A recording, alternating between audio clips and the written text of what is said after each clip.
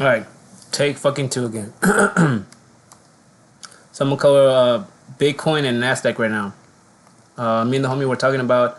I was mentioning how to pay attention to this box right here. I said originally the day Friday we're gonna close inside this box. We end up closing right below it right here. I said then it will either create support right here in this area, fall down somewhere here, create support, and then going up. But this was gonna be your main area, especially for the weekend. Then you got Saturday again. Go for the next try. Again rejected. Again, no problem. As long as it maintains inside this box, it's still bullish.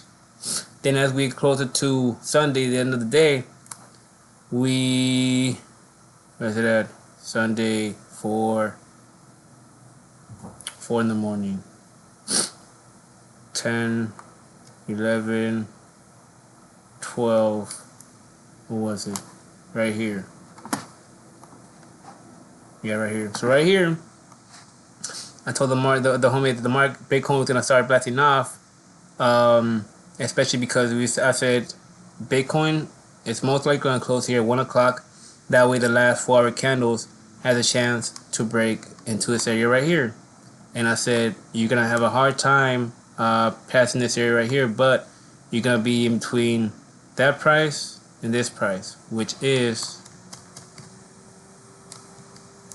god damn, where the fuck did I put it? Where you going?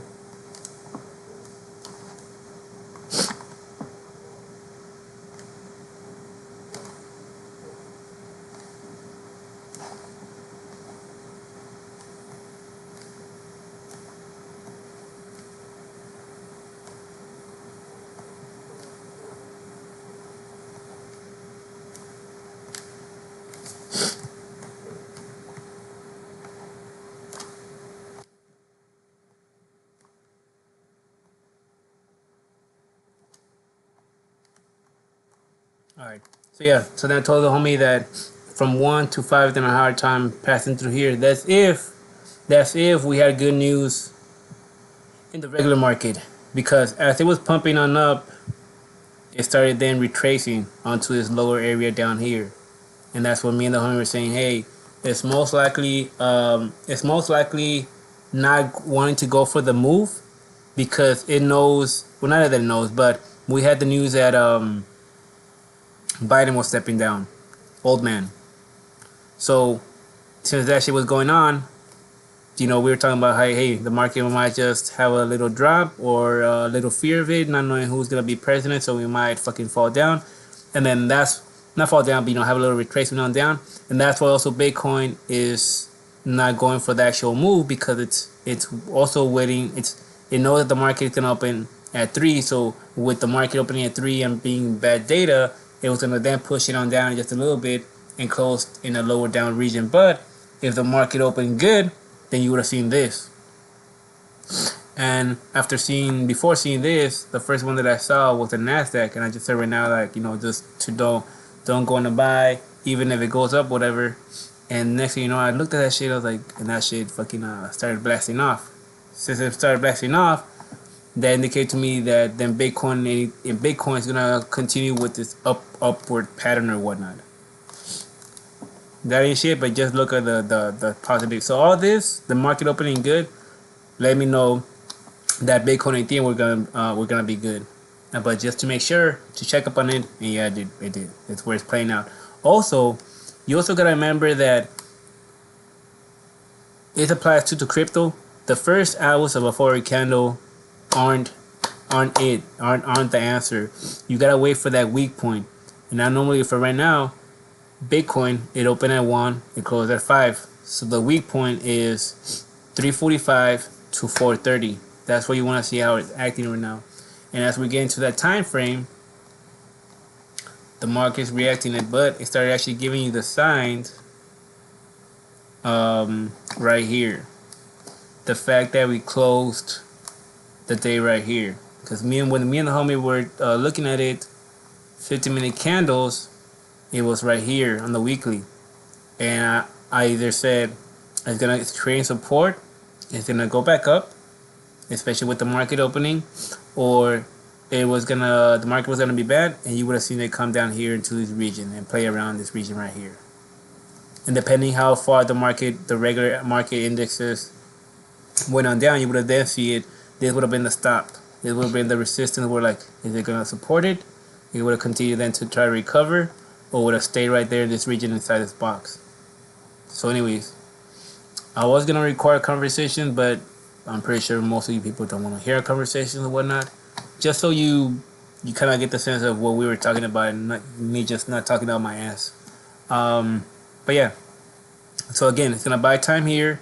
It's most likely going to want to close the day 5 p.m. Actually, the week right here. And it's most likely gonna do that. It's gonna buy time. Let's take a look at Ethereum.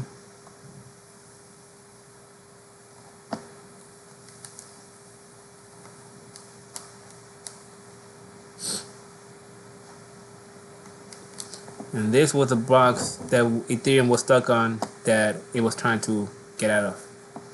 Here's Friday move, Saturday moves. Saturday moves didn't have shit. That's crazy because Bitcoin did. Bitcoin had Friday, and then had Saturday, and then had Sunday. That's crazy. But it's interesting how it kept. See, even all this, the fact how Ethereum kept its location right here, its support, was telling me it was still good. This right here, though, when we had this fall right here, I was telling the homie, hey, look where Ethereum's at right now, and look at where Bitcoin's up right now. All this is telling me is now that we're getting closer to the time, because look, this was tricking you. You knew that this area was important to hold. Now you've seen this break down at 10 o'clock, which 9 o'clock is when we close the forward candle, I believe, in the crypto market.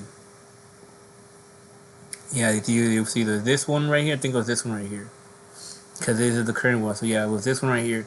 So the fact that one went all the way this down here, you as maybe as a trader, not really an investor, would have panicked and gone for a sell.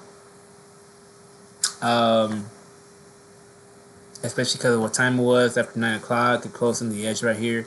But it ended up actually coming back up at 12 o'clock. And think about it. We closed our 4-hour candle at 1 p.m. Seeing how at 12 o'clock it went back in here, that's letting me know that it wants to close in here at 1 o'clock. That way to continue with the upward path as we get closer to the end of the week. On top of that, when I saw Bitcoin, Bitcoin was already somewhere up here. Watch, take a look at this. It's 12, 1, 2, right? Or 3 in that case, or no, 12, 13, 14. Okay, 12, 13, 14. And look what they were. 12 was barely in, 13 was halfway in.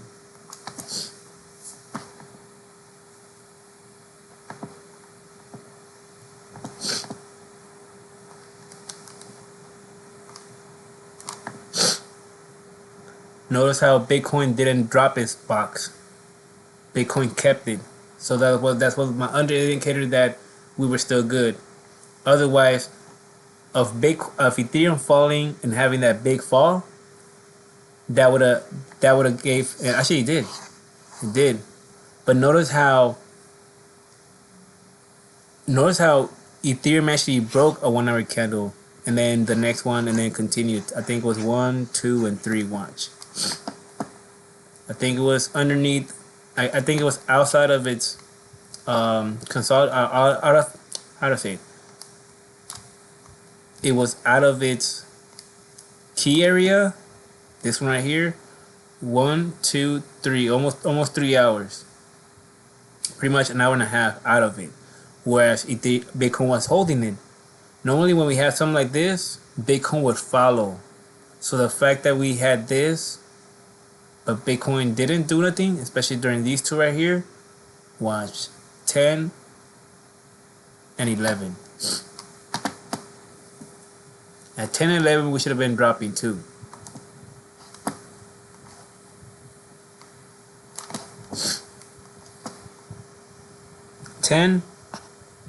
We barely broke something.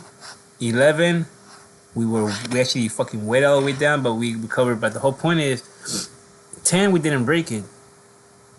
If we would have broken 10, 11 would have either gone farther or and then recovering up and then go back inside just like Ethereum did, but it didn't. It held all this. So the moment Ethereum went back inside, which was 11 o'clock, that's when Bitcoin, Ethereum was right here. So the moment when Ethereum was right here, that was indicating to me that Bitcoin was going to continue going on up because it was still, first of all, it was still inside the box and then closed inside the box, and Ethereum was back inside its own box.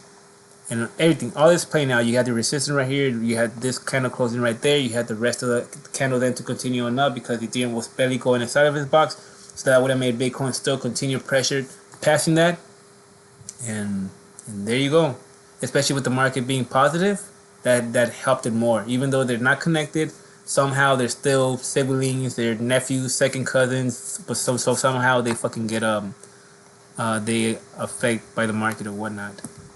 And then yeah, we're gonna, like I said, we're gonna most likely close here at 5 p.m. closing the week there in a good price where you want it, passing above all this in 2 weeks.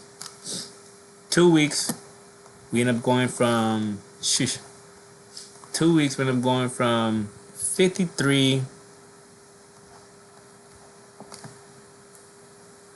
to 68 in 2 weeks. And all this was scaring you the market. All this, the Ethereum going down, was scaring the market, and here we are back on track. But yeah, guys. Anyways, that's it. That's it for that. What you want to look now is, well, see, it's the end of the week. So me normally I like following it, but I really like taking a look Thursday night, Friday, Saturday, and Sunday, because I know that's when it tries to go for whatever move it's doing.